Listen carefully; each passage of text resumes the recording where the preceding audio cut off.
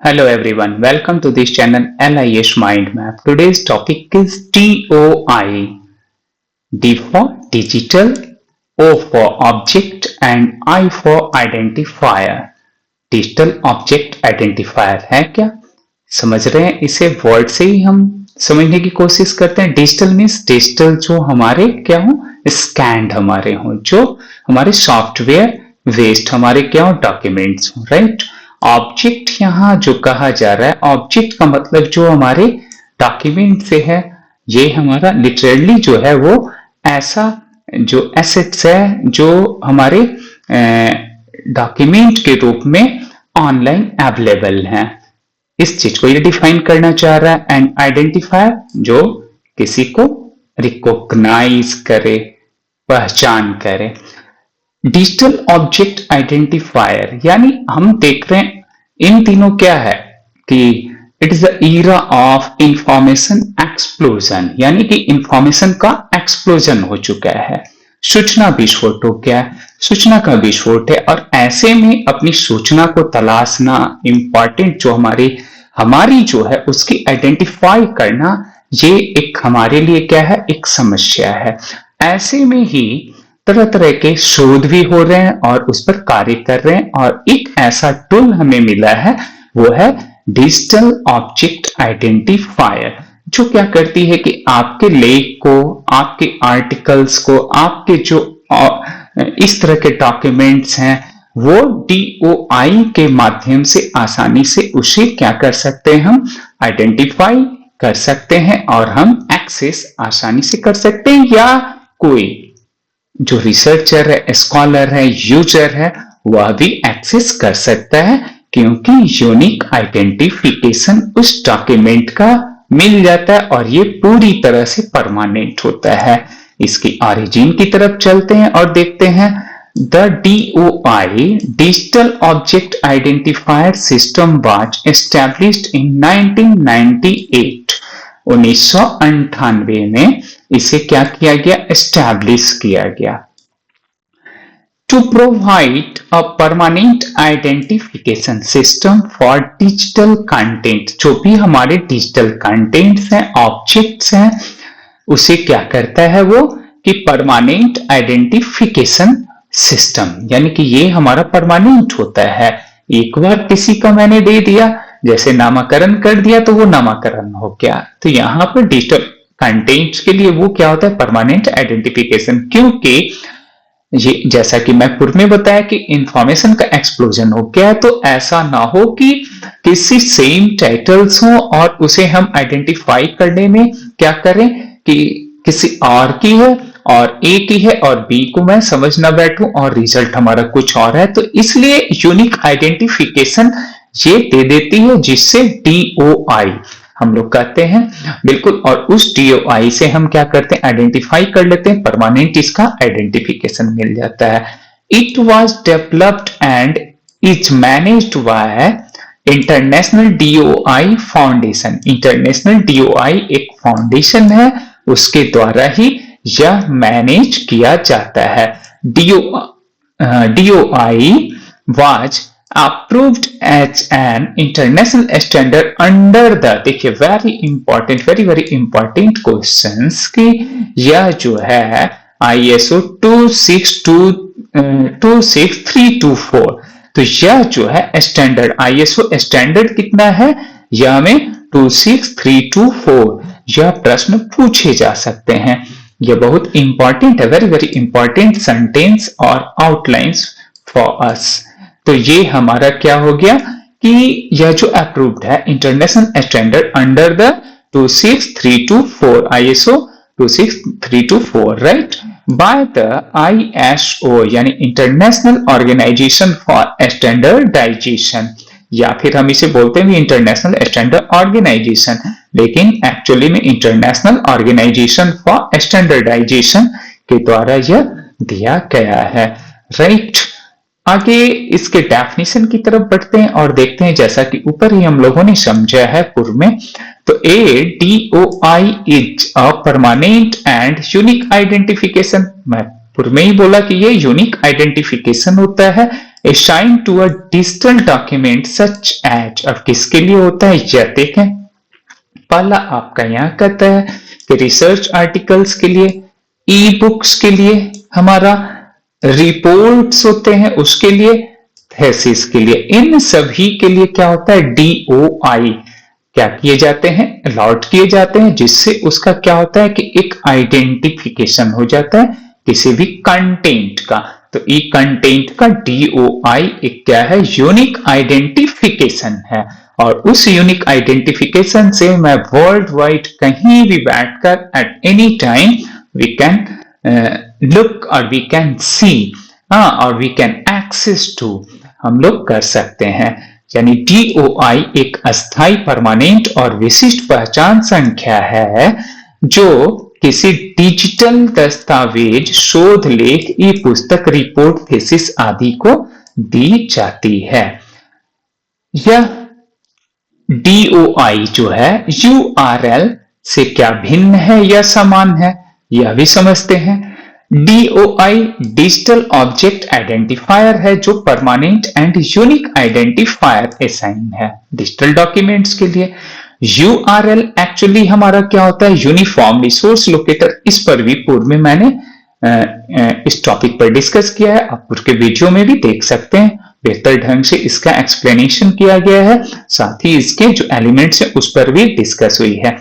तो URL uniform resource locator is the web address, actually में ये हमारा क्या है, वेब एड्रेस है, used to locate resource on the internet. तो ये वेब एड्रेस है, किसी के घर तक पहुंचाना, किसी होम तक पहुंचाना। तो हम लोग सर्वर पर होते हैं तो वहां भी तो होम होता है, उसका एड्रेस होता है, और वो जो वेब एड्रेस होता है वो कौन हमें पहुंचाता है, यूनिफॉर्म रिसोर्स लोकेटर ही, और उस स्थल तक पहुंचा देता है।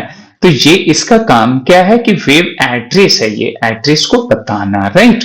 जबकि DOI क्या है हमारा, कि डिजिटल डॉक्यूमेंट का ये आइडेंटिफायर है, वो आइडेंटिफाई करने में मदद करता है। इसके एग्जांपल्स देकर वो पूछे जा सकते हैं कि HTTP जैसे DOI.org और इस तरह के फॉर्मेट्स होंगे, फ्रेम होंगे, तो ये हमारा क्या हो गया, DOI का हो गया। URL में क्या होगा कि ये publishers and website, then articles number and so on, इस तरह से हमारे होंगे।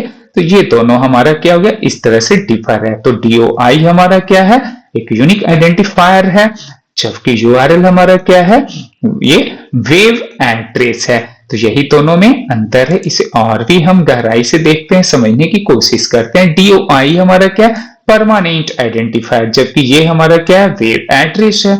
स्टेबिलिटी की बात करें तो ये अस्थाई बट नहीं बदलने वाला, कभी नहीं बदलेगा, जो परमानेंट ही है तो ये परमानेंट हो गया, बट URL में भी चेंज, तो वो हमारा चेंज हो सकता है। पर्पस इसका क्या है, स्कॉलरली कंटेंट इसमें होगा, इसमें वेब पेज तक पहुंच बनाने का एक हमारा जरिया होता है। स्ट्रक्चर हम लोगों ने ऊपर भी देखा है, यह स्ट्रक्चर और ये दिस वन स्ट्रक्चर। रिलायबिलिटी की इसकी जो DOI होती है वो बड़ा हाई होता है, क्योंकि यह जो होती है किसी जर्नल्स के लिए या फिर किसी ऐसे पीयर रिव्यूड, या फिर इसका जो स्ट्रक्चर होता है वो बड़ा ही स्टैंडर्ड होता है। बट URL भी कमजोर नहीं होता है, लेकिन कंपैरेटिवली DOI की वनस्पति ये कम, यानी कि मीडियम इसे माना गया है, राइट। इसमें यूज्ड इन साइटेशन, DOI में हम साइटेशंस भी हमारा क्या होता है, जबकि केवल DOI में ऐसा नहीं है। जब हम अगर ये DOI होगा देन ये क्या करेगा, इसमें साइटेशंस किए जा सकते हैं। तो इस प्रकार से हम लोगों ने आज डिजिटल ऑब्जेक्ट आइडेंटिफायर को समझा, जाना, साथ ही कंपैरेटिव स्टडी भी किया कि URL के साथ, यानी यूनिफॉर्म रिसोर्स लोकेटर के साथ। अब कुछ प्रश्नों को भी सॉल्व करते हैं जो हमारे लिए काफी हेल्पफुल हो सकते हैं किसी भी परीक्षा या competitive point of view से।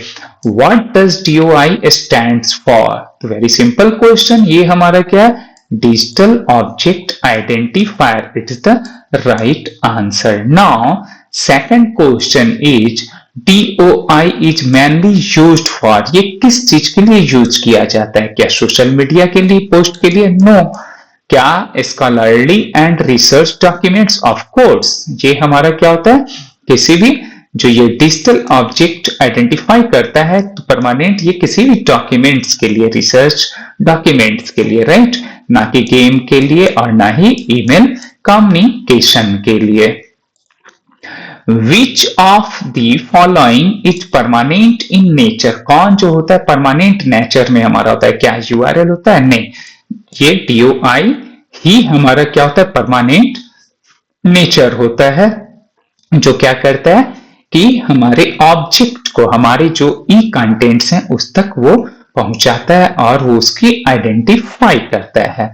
DOI system is managed by, किसके द्वारा ये मैनेज किया जाता है, digital object identifier. Very good question. क्या internet engineering task, no, world wide web consortium के द्वारा, यानी कि WWW consortium is the right answer. क्या ये हमारा है, बिल्कुल नहीं, यह भी लगता है इस शुरू के दिनों में था, बट हमारा राइट जो आंसर है वो इंटरनेशनल DOI फाउंडेशन, तो सी इज द राइट आंसर। तो हमारा सही जवाब क्या हो गया, इंटरनेशनल DOI फाउंडेशन। ये एक फाउंडेशन है जिसके द्वारा ये क्या किया जा रहा है कि इसे कवर किया जा रहा है। वर्ल्ड वाइड वेब को भी दिया गया था, बट वो फिर पुनः एक इंटरनेशनल इसके लिए स्पेशली ही बना दिया गया, राइट। यूनेस्को का इसमें कोई रोल नहीं है।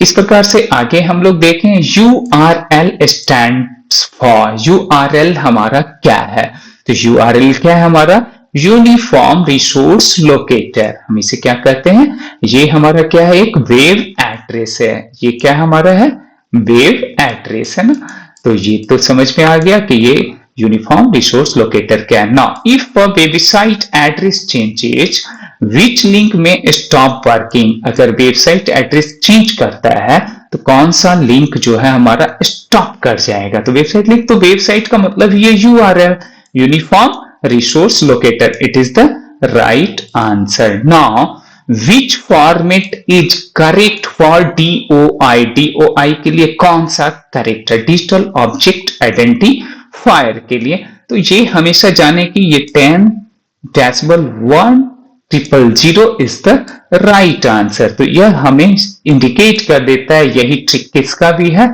तो this is the right answer, B is the right answer. Now DOI is commonly included in, DOI जो हमारा होता है किसके लिए इंक्लूड किया जाता है, तो ये रिसर्च पेपर जो हमारे होते हैं उसके साइटेशंस के लिए, राइट। जबकि URL जब तक DOI नहीं होगा तब तक वो साइटेशन पॉसिबल नहीं है, तो यहां पर हमारा research citation is the right answer. ये तो वेदर से कोई मतलब नहीं, चैट से कोई मतलब नहीं, एडवर्टाइजमेंट से कोई भी मतलब नहीं है। Now URL is mainly used, URL जो है मेनली यूज किस चीज के लिए करते हैं, तो URL वेब एड्रेस है, तो यहां पर locate a web resources, this is the right answer. Now which is more reliable for academic citations, तो एकेडमिक साइटेशंस के लिए जहां पे हमारे एकेडमिक कंटेंट्स होगा, ई कंटेंट्स होगा, रिसर्च पेपर्स होंगे, वो कहां होगा, DOI जो हमें क्या करता है, आइडेंटिफाई करता है ई कंटेंट्स को, तो digital object identifier is the right answer, B is the right answer. तो इस प्रकार से आज हम लोगों ने DOI के बारे में जाना और URL से कंपैरेटिव स्टडी भी किया, तो आपने पुनः पेशेंसली वॉच किया, मुझे उम्मीद है कि यह काफी इंफॉर्मेटिव आपके लिए रहा होगा। Thank you so much once again, पुनः मिलता हूं नए टॉपिक के साथ।